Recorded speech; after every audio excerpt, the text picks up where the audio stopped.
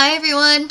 These lecture notes will focus on rhetorical analysis. This might be something that you've done before for previous classes. It might be brand new information to you, but it's something that you've actually been doing all your life.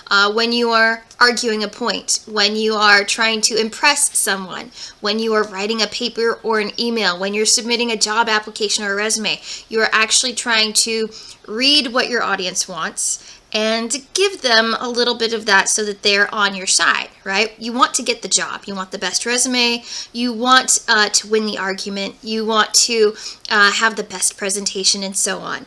So these are skills that you are already innately doing just in day-to-day life. And we're going to take those skills and we are going to apply it to a text.